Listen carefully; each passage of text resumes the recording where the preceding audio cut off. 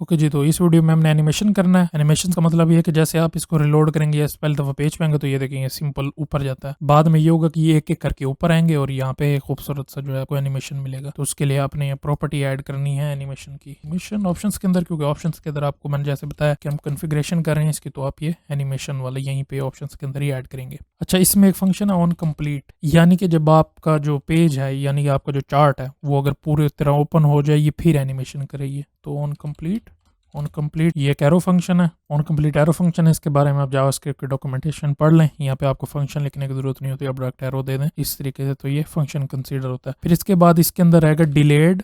Delayed का मतलब ये है कि आपका जो जो एनिमेशन है वो डिले होगा। अब हम उसके अंदर प्रॉपर्टीज ऐड करेंगे कि हमें किस तरह का एनिमेशन चाहिए, यानी कि हमारा जो एनिमेशन है वो कितने टाइम में कंप्लीट होगा। तो अब यहाँ पे हम लेंगे डिले, इस ऑब्जेक्ट से बाहर आके डिले, और इसमें लेंगे कॉन्टेक्स्ट। आपको जैसे मैंने ऊपर बताया था कॉन्टेक्स्ट 2D है हमारा, तो इस कॉन्टेक्स्ट के लिहाज से हमने एनिमेशन क्रिएट करना है। तो यहाँ पे कॉन्टेक्स्ट ले लेंगे आप, और इसके बाद एंड में लेंगे हम let delay is equal to 0 ले लेते हैं आप, यानी कि हमारा जो एनिमेशन है वो 0 से स्टार्ट होगा, 0 सेकंड से कह सकते हैं आप। और यहाँ पर जो हमने डिलेड का ये फंक्शन क्रिएट किया, यहाँ पे सॉरी वेरिएबल दिया हमने यहाँ पे डिले का, तो यहाँ पे मैं इसको डिक्लेयर भी कर देता हूँ लेट डिलेड, क्योंकि बाय डिफॉल्ट कोई वैल्यू नहीं होती, आपने लाजमी है कि एक वैल्यू असाइन करें ताकि उसके अंदर आप बाद में चेंजेस भी कर सकें। कांस्टेंट नहीं लेना क्योंकि कांस्टेंट में वैल्यू चेंज नहीं होती। सबसे पहले हो गया कि हमारा डिले आ गया जब हमारा क्रिएट, तो सबसे पहले तो है कि जब कंप्लीट हो जाए डिले हमारा तब स्टार्ट होना चाहिए। फिर कौन सा डिले ऐड करना है, यानी कि उसके अंदर जो एनिमेशन है उसमें डिले कितना ऐड करना है और किस तरह ऐड करना है, वो अब हम इसके अंदर लिख रहे हैं। तो यहाँ पे आ जाएगा कि if context dot type is equal to data.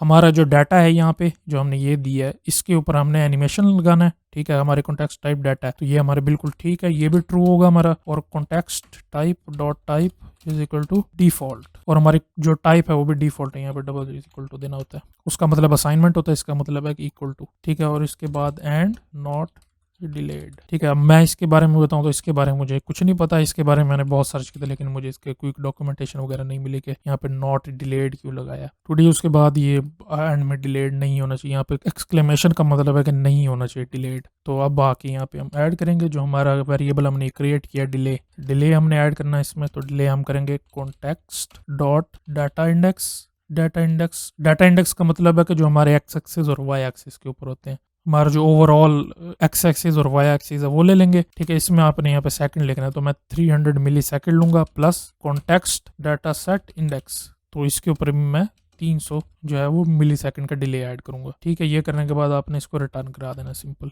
Return delay. ठीक है, जो आप यहाँ लिखेंगे ये आपके डिले होंगे, यानी कि जितने सेकंड के बाद आना चाहिए। तो मैंने 300 मिली सेकंड किया, अगर आप यहाँ पे 3000 कर दें तो ये 3 सेकंड बाद आपका डाटा जो है वो शो होना स्टार्ट होगा, यानी कि आपका डाटा इंडेक्स जो है वो, और उसके बाद डाटा सेट जो है, डाटा सेट होता है हमारा जो हमने एक्स एक्सिस पे और वाई एक्सिस पे लिखा है। हमारे केस में जो है ये है 2011 2012 100, और ये हमारे डाटा सेट्स हैं सारे दोनों। ठीक है, और हमने टोटल किस पे अप्लाई करना है, पूरे डाटा के ऊपर अप्लाई करना है हमारा। यहाँ पे आप देख सकते हैं वेरिएबल डाटा लिखा हुआ है, और यहाँ पे आप देख सकते हैं डाटा इंडेक्स दिया हुआ है, तो डाटा इंडेक्स पे हमने अप्लाई करना है 300 मिली सेकंड पे। और जो 300 मिली सेकंड का मतलब है कि इसमें डिले होगा 3 सेकंड का, और उसके बाद जो आपका ये एनिमेशन होगा यानी कि ये डाटा क्रिएट होना शुरू होगा वो भी 3 सेकंड के बाद होगा। अब ये हो गया इस तरह। अब इसके बाद हमने रिटर्न करा देना जो वैल्यू हमारी बन जाएगी, यानी कि टोटल मल्टीप्लिकेशन के बाद वो सारा जो है वो डिले के ऊपर डिप्लॉय होगी और हमारे यहाँ पे डिले पे अप्लाई हो जाएगा, यानी कि हमारा जो एनिमेशन है वो इस पे ऐड हो जाएगा पूरा कंप्लीट। अब मैं इसको सेव करता हूँ। यहाँ पे हमने इज इक्वल टू नहीं देना, यहाँ पे हमने जो है वो 3 टाइम्स देना, यानी कि इसकी टाइप भी सेम होनी चाहिए और वैल्यू भी सेम होनी चाहिए। इसके बाद यहाँ पे जो है मैंने गलती से टाइप की जगह आपने यहाँ पे मॉड लिखना है, मॉड। अब मैं आपके सामने ले आता हूँ, तो ये देखेंगे, इसको मैं एक दफ़ा फिर रिफ्रेश करता हूँ, ये देखेंगे ये हर 3 सेकंड के बाद क्रिएट होगा। ठीक है, पहले डाटा सेट चलता है कि हमने इस डाटा पे लगाना है और वो 3 सेकंड बाद डिप्लॉय हो जाता है, फिर 3 सेकंड का डिले होता है, फिर 3 सेकंड बाद उसको डिप्लॉय कर देता है। अब मैं आपको इसके स्केल्स दिखाता हूँ। अब स्केलिंग हमने करनी है इसकी। अभी आप ये देख सकते हैं ये यहाँ 100 से स्टार्ट हो रहा है वाई एक्सिस के ऊपर, तो मैंने इसको 0 से स्टार्ट करना है। तो मैं इसके लिए कन्फिग्रेशन लेता हूँ स्केल्स की। तो आपने यहाँ पे एनिमेशन के बाहर आना है, एनिमेशन के बाहर आके आपने यहाँ पे लिखना है स्केल्स कॉलन, ये भी ऑब्जेक्ट होगा। हमने वाई एक्सिस पे करना है तो वाई, ये भी एक ऑब्जेक्ट होगा, और उसमें आपने देना है बिगिन एट 02 PEGN 80 ट्रू।